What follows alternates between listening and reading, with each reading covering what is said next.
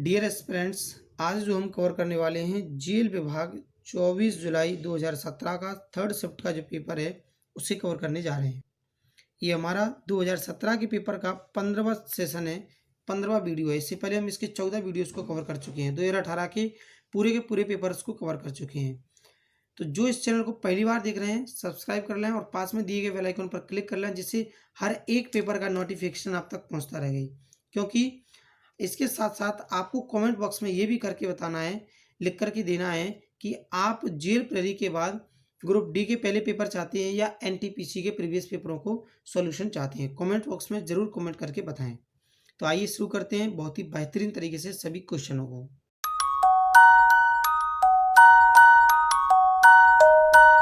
Dear aspirants, आज हम बहुत ही बेहतरीन तरीके से इन सवालों को सीखने वाले हैं।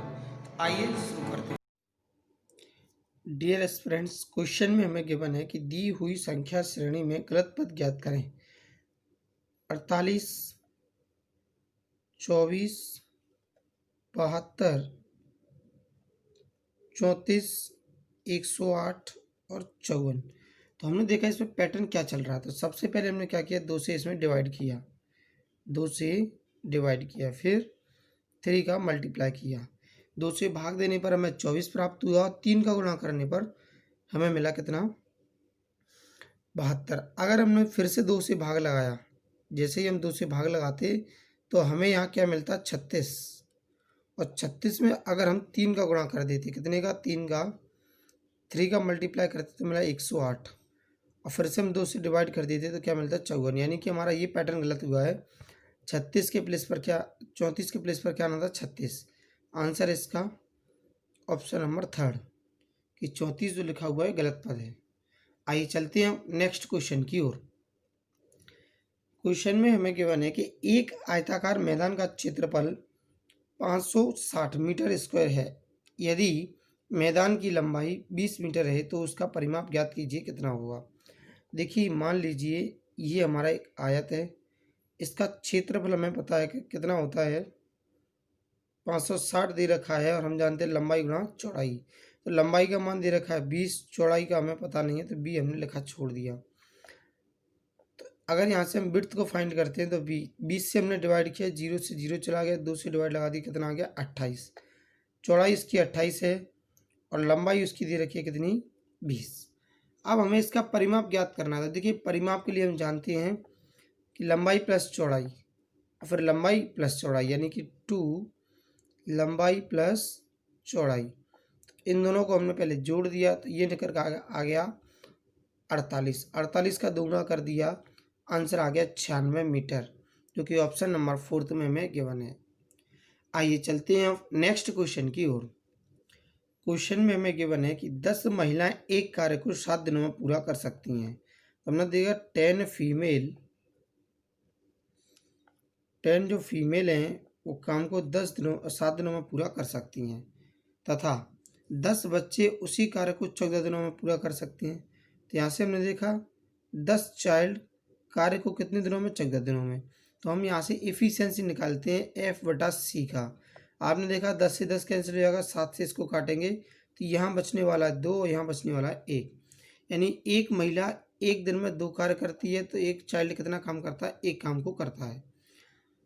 अब हमें क्या करना है, किसी से भी काम को एक बार पूरा करवा लें। जैसे कि मान लीजिए पहले हम ले लेते हैं कि 10 फीमेल करती हैं काम को कितने दिनों में, 7 दिनों में, बराबर। अब जो काम करवाना है हमें किससे करवाना है, क्वेश्चन में क्या बोलेंगे कि 5 महिलाएं और 10 बच्चे उसी कार्य को कितने दिनों में या कितने समय लेंगे और पूरा कर देंगे। तो आपने देखा 5 तो फीमेल हैं, तो 5 फीमेल प्लस 10 चाइल्ड, और ये ब्रैकेट के अंदर बंद कर दिया, इंटू डी।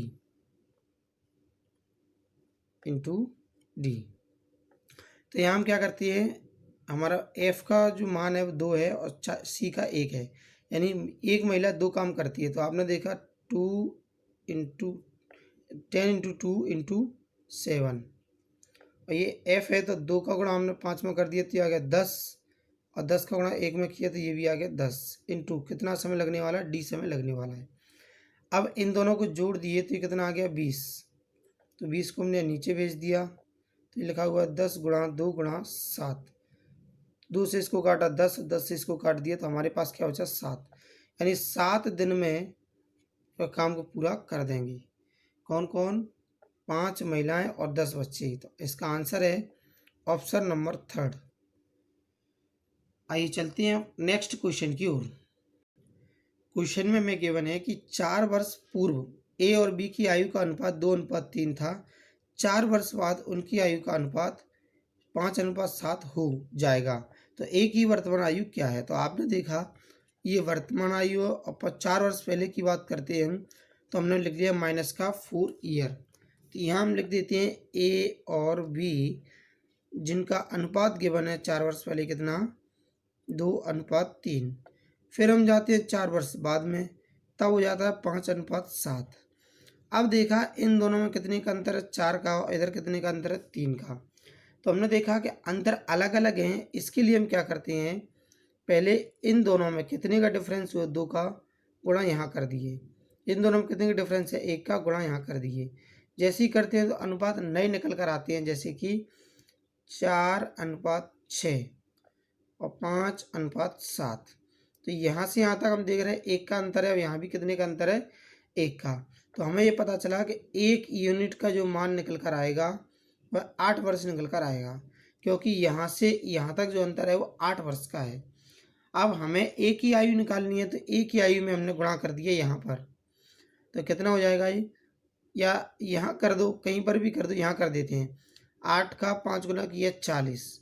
ये 40 वर्ष 4 वर्ष के बाद है, तो वर्तमान में जाने के लिए हमें 4 वर्ष घटाने पड़ेंगे। तो आयु कितनी आएगी वर्तमान में, ए की 36 वर्ष, जो कि ऑप्शन नंबर फर्स्ट में हमें गिवन है। आइए चलते हैं नेक्स्ट क्वेश्चन की ओर। क्वेश्चन में हमें गिवन है द्विघाती समीकरण x square minus 24x plus 144 is equal to 0। देखिए आपको काफ़ी बार बताया हुआ है कि ये माइनस लिखा हुआ है, प्लस लिखा हुआ है, तो आपके दोनों मान प्लस में आने वाले हैं। जब भी आपको साइन लास्ट में माइनस प्लस मिल जाए तो आप मान लेना कि आपके दोनों मान पॉजिटिव आने वाले हैं। गुणा करने पर 144 होना चाहिए, जोड़ने पर आपका कितना होना चाहिए, 24।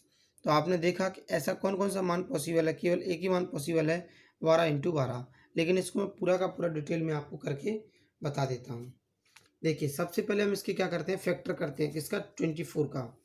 जैसे ही हमने 24 का फैक्टर किया तो ये निकल कर आएगा 24 - 12 + 12 x प्लस 144 बराबर 0। यहाँ से हमने देखा कि x का अंदर गुणा कर देते हैं, तो x² - 12x - 12x plus 144 is equal to 0। अब इन दोनों में से हमने क्या किया, कॉमन निकाला, तो क्या निकलेगा, x कॉमन निकलेगा और ये ब्रैकेट के अंदर बंद हो गया। इधर से कॉमन निकाला तो 12 निकलेगा और ये हमारा फिर से ब्रैकेट के अंदर बंद हो गया। ये प्लस का माइनस का 12 निकाला तो यह क्या, x, यहाँ से निकाला तो माइनस का, ये 144 में 12 से भाग लगा दिया तो माइनस का 12।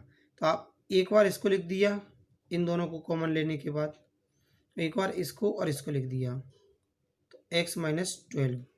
तो आपने देखा जब दोनों की दोनों वैल्यू क्या है, x - 12 है, तो इक्वल 0 होगा, तो x का वैल्यू कितना आएगा, 12। फिर इसको ले लेते हैं, x - 12 इज इक्वल टू 0, तो x इज इक्वल टू कितना आ गया, 12। तो हमारे पास x का जो वैल्यू निकल कर आया क्या, 12 और 12, 12 और 12, जो कि ऑप्शन नंबर सेकंड में दिया गया है। आइए चलते हैं नेक्स्ट क्वेश्चन की ओर।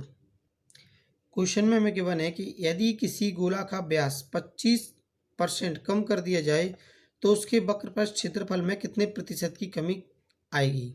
तो देखिए सबसे पहले बात करते हैं कि जो हमारा गोला है उसके व्यास में कमी की जा रही है। तो सबसे पहले गोले के वक्रपृष्ठ का क्षेत्रफल होता क्या है, तो गोले का जो वक्रपृष्ठ का क्षेत्रफल होता है वह होता हमारा 3/4 πr²। तो हमने देखा है 3/4 πr² होता है कम होने के बाद, या पहले दिया होगा कितना, πr²। तो हमें केवल इसको एज्यूम करना है कि हमारा r का जो मान है वो कितना कम हो रहा है। देखिए जब व्यास में 25% कम हो रहा है तो त्रिज्या भी कितना कम होगा, 25% कम होगा। तो सबसे पहले हमें क्या करना है, 25% का फ्रैक्शन वैल्यू निकाला, कितना आ गया, 1/4। अगर हमारा रेडियस पहले 4 था तो अब कितना रह गया, 3। 4 था तो कितना रह गया, 3। इसको 2 बार क्यों लिखा, क्योंकि पावर क्या लगा हुआ है, 2। इस r पे पावर कितना लगा है, 2, इसलिए हमने 2 बार लिखा। तो इनका मल्टीप्लाई किया कितना आ गया 16 और ये आ गया 9। अब हमने ये चेक किया कि हमारा जो त्रिज्या है वो पहले 16 था और 16 पर कितना कम हो गया 7 कम हो गया। देखिए 16 से कितना 9 रह गया, 16 पर 7 कम हो गया, गुणा कर दिया 100 से, इसे कैंसिल आउट किए 4 आ गया, ये आ गया 25, 25 का 7 गुना किया आपने तो ये आ गया 175/4। जैसे हम डिवाइड करेंगे तो ये निकल कर आएगा हमारा 43.75%, जो कि ऑप्शन नंबर फर्स्ट में हमें गिवन है। केवल केवल डिवाइड कर देना है। आंसर आ गया हमारा ऑप्शन नंबर फर्स्ट। अब आइए चलते हैं नेक्स्ट क्वेश्चन की ओर। क्वेश्चन में हमें गिवन है कि एक समकोण समद्विबाहु त्रिभुज का क्षेत्रफल 3200 सेंटीमीटर स्क्वायर है, तो इसके कर्ण की लंबाई क्या होगी।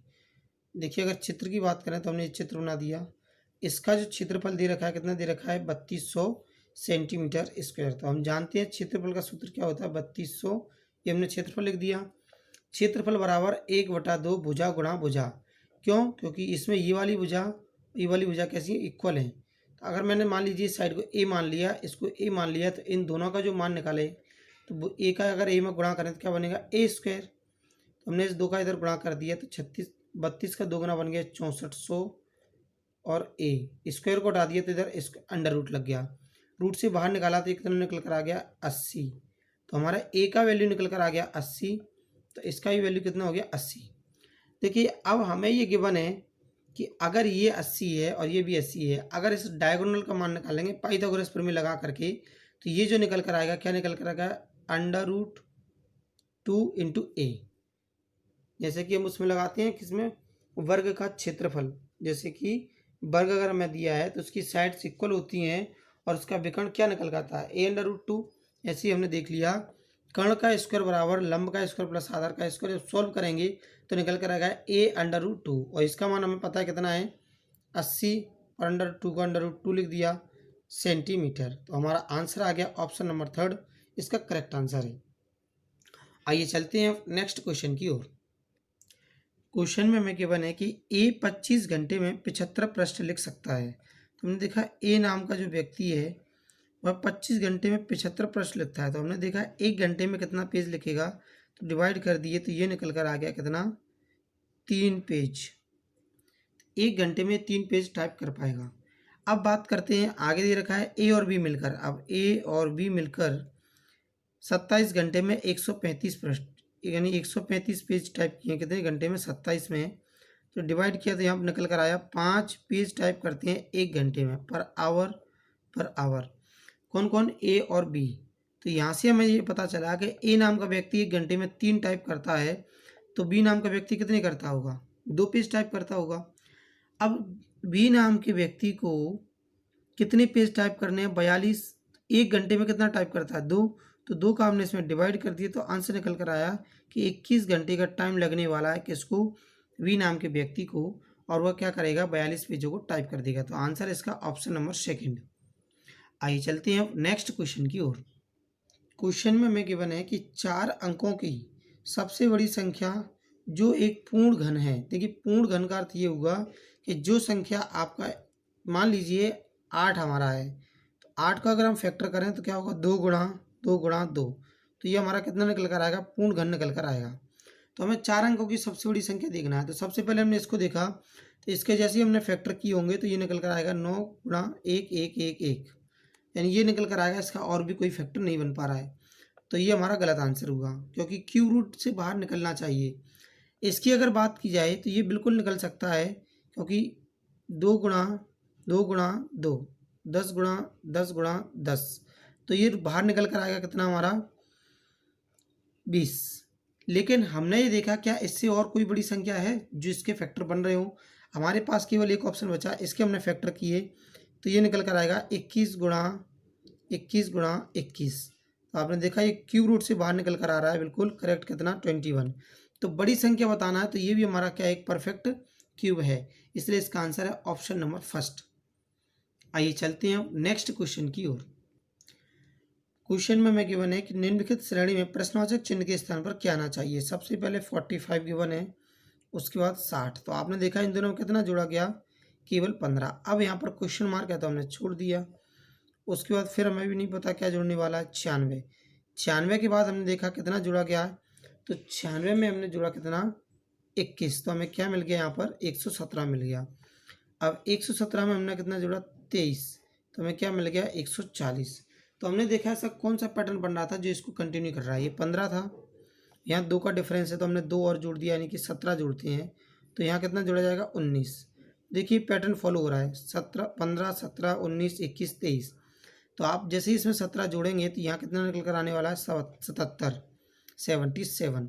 और 77 में जैसे हम 19 को जोड़ेंगे तो क्या मिलेगा 96। तो बिल्कुल करेक्ट आपका सीरीज बन रहा है। तो आंसर इसका ऑप्शन नंबर 4 यहाँ पर 77 आने वाला है। आइए क्वेश्चन में हमें गिवन है कि निम्नलिखित प्रश्न में प्रश्नवाचक चिन्ह के स्थान पर क्या आना चाहिए।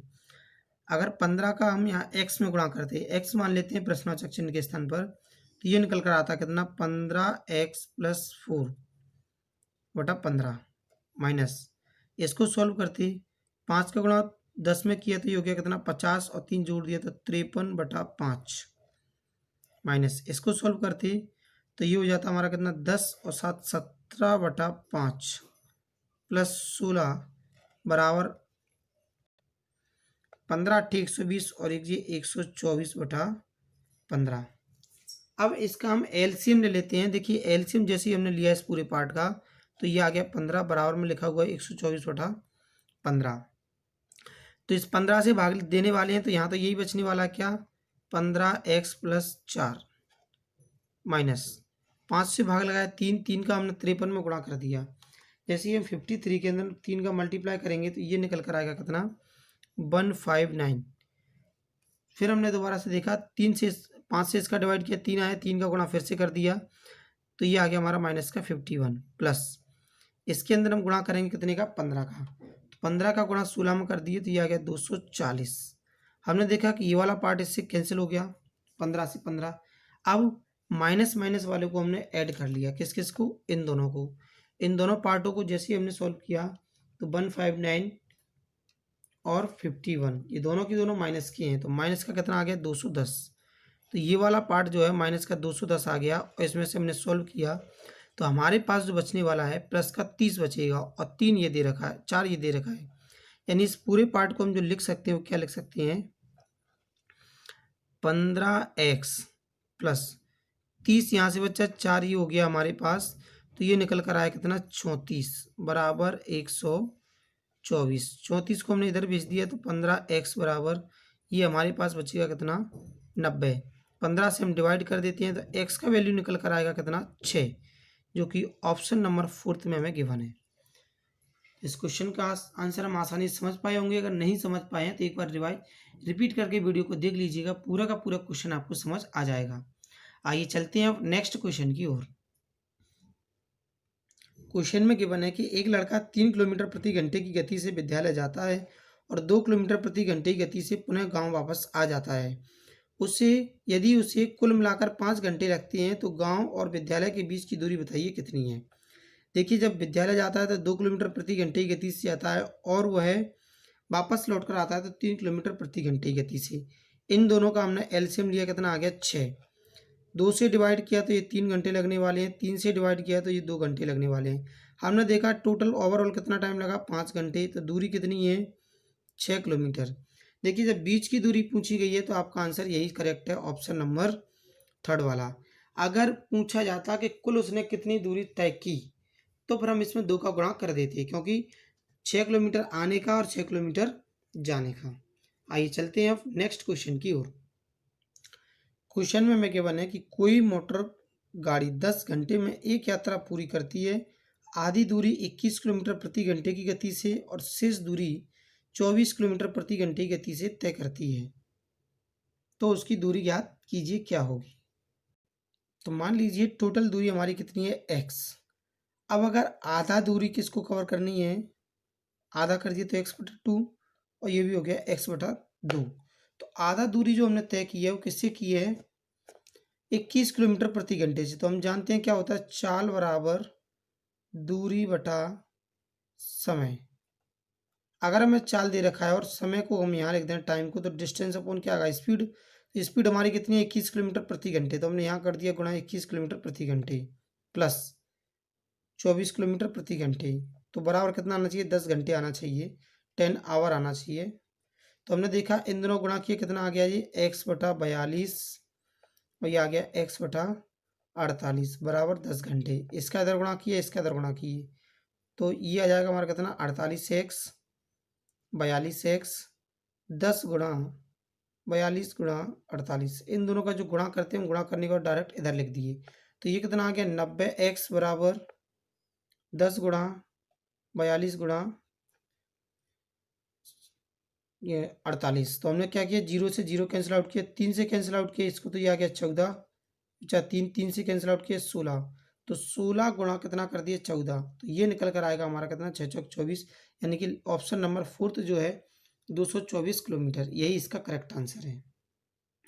आइए चलते हैं नेक्स्ट क्वेश्चन की ओर। क्वेश्चन में गिवन है कि प्रथम 10 अभाज्य संख्याओं का माध्य क्या है, यह माध्य ज्ञात करना है, क्या निकल कर आने वाला है।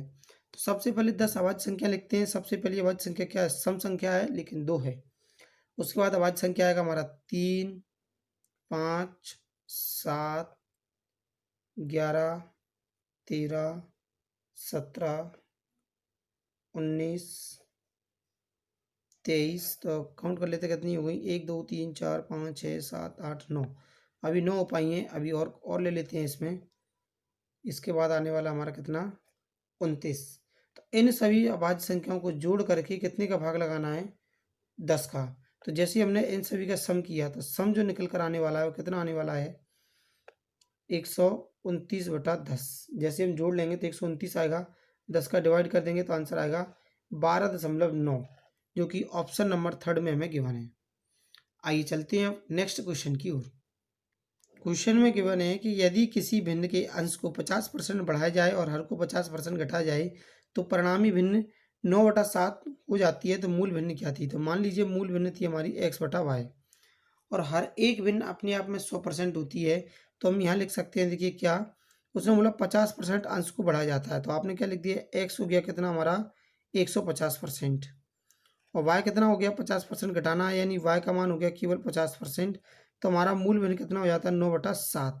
50 से हमने इसको कैंसिल आउट किया, कितना आ गया 3, 3 का गुणा हमने इधर कर दिया, x/y बराबर 9/7। तो ये वाला 3 कहाँ गया इधर, 3 से इसको कैंसिल आउट किया तो ये निकल कर आएगा 3/7। तो हमारा जो मूल भिन्न मिलने वाला है वो इसका आंसर यही है 3/7, जो कि ऑप्शन नंबर 1 में हमें गिवन है। आइए चलते हैं नेक्स्ट क्वेश्चन की ओर। क्वेश्चन में हमें गिवन है कि 3 संख्याएं क्रम से 3, 4 और 5 के अनुपात में है, यदि उनका लासा, इन सभी का लासा कितना दे रहा है वो 2400, तो HCF हमें फाइंड आउट करना है, मासा ज्ञात करना है। तो देखिए सबसे पहले हमने लासा निकाला होगा अगर उन संख्याओं का, तो हमने सबसे पहले x का गुणा कर दिया। अगर हम इन सब का गुणा करते तो हमें ये मिला होगा, या हम कह सकते हैं इनका एलसीएम कितना आने वाला है, तो एलसीएम आने वाला है 60। तो 60 का हमने डिवाइड कर दिया इसमें, तो कितना आ गया 40। तो x का जो वैल्यू निकल कर आएगा कितना आ गया 40। ध्यान दें अगर इन तीनों संख्याओं में देखें तो कुछ भी कॉमन नहीं है x को छोड़ कर गई, तो इसका HCF जो निकल कर आने वाला है वो क्या निकल कर आ गया 40, क्योंकि कुछ भी जो कॉमन नहीं है वही जो था हमारा क्या था, कॉमन करने के बाद हमने लिख दिया था, काटने के बाद लिख दिया, तो अनुपात क्या बन रहा था 3:4:5। तो हमने कितने से काटा होगा 40 से। अगर हम इन सभी संख्याओं में 40 से गुणा कर दें तो 120, 160 और 200, इन सभी संख्याओं का जो एलसीएम लेंगे वो कितना निकल कर आएगा 2400। इसका करेक्ट आंसर है ऑप्शन नंबर 1। आइए चलते हैं नेक्स्ट क्वेश्चन की ओर। क्वेश्चन में हमें गिवन है कि 1000 रुपये का 5% प्रति वर्ष साधारण ब्याज की दर से 3 वर्षों का लिए साधारण ब्याज तथा उसी मूलधन पर 4% वार्षिक ब्याज की दर से 4 वर्षों के लिए साधारण ब्याज का अंतर कितना होगा। देखिए सबसे पहले हम राशि नहीं लिखते हैं, केवल इतना लिखते हैं कितना परसेंट है 5%, टाइम कितना है 3 वर्ष। इधर देखा कितना रेट है 4% और टाइम कितना है 4 वर्ष। इन दोनों का गुणा हमने किया कितना आ गया 15, इन दोनों का गुणा किया कितना आ गया 16। तो हमने देखा केवल और केवल कितने का अंतर है 1% का अंतर है, तो दी गई वैल्यू का हम 1% निकाल सकते हैं। वैल्यू कितना दे रखा है हमें 10,000, इसका हमें 1% ज्ञात करना है बटा 100, कैंसिल आउट किया तो आंसर कितना आ गया 10 रुपये, यानी कि इसका आंसर है ऑप्शन नंबर 1 करेक्ट आंसर है।